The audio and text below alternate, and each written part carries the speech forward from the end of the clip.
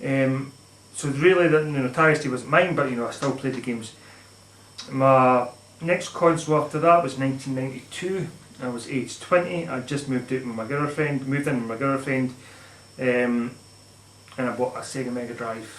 It was a Model 1.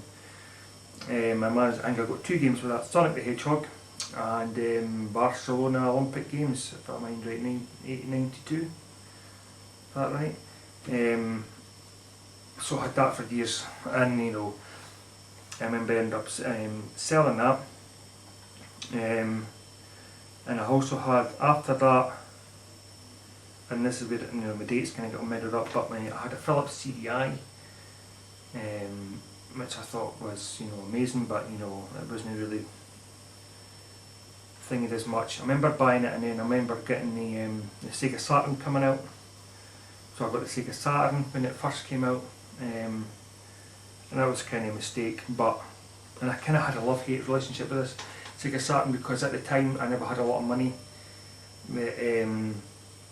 I got the Sega Saturn and I had Virtual Fighter for it, and like I said, I never had a lot of money to buy games, so the games, I was able to buy, trade games in and get another game, but I would only have a couple of games at a time, and so you never had a great choice.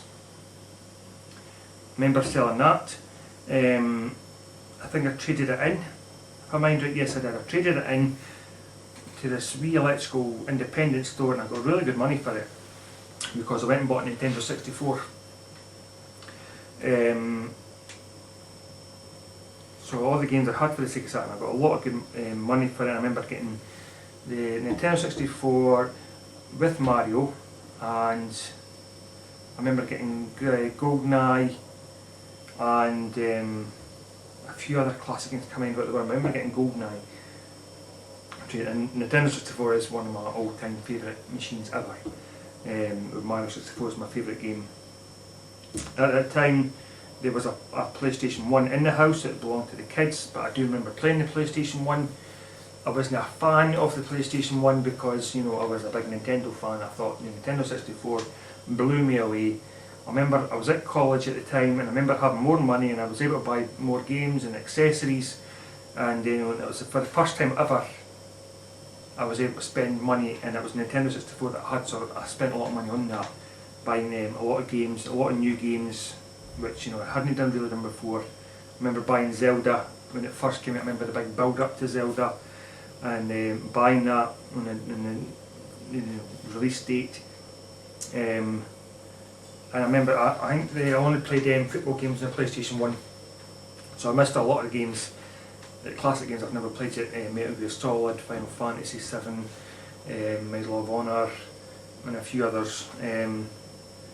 After that, it was a Dreamcast. I bought a Dreamcast, and I bought that on 9/11, the same day as the towers getting hit, which was after, it was a couple of years after it came out. But I got it.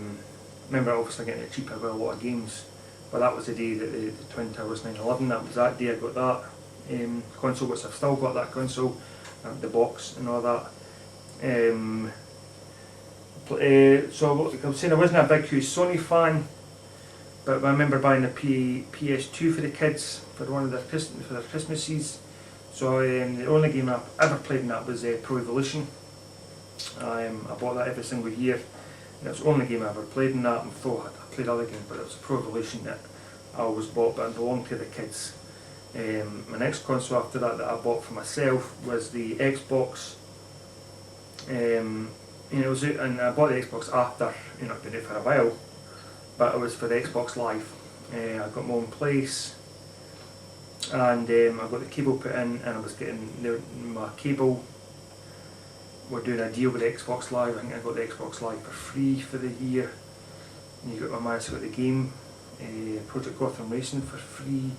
And I got a router switch box for free, big massive long cable, and then I was introduced to Xbox Live, which blew me away.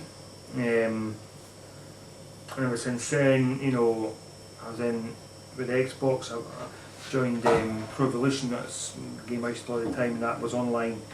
Joined a online league and all that for that game. After the Xbox was the 360.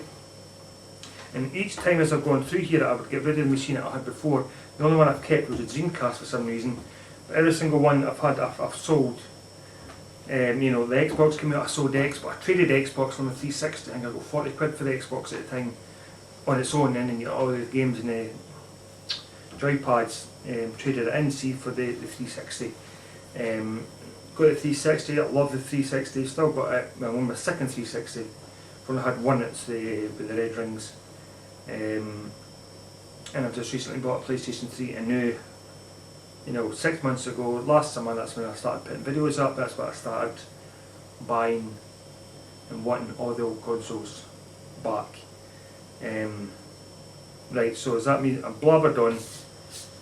But that's my history of gaming in a condensed form, in a 10-minute form for YouTube.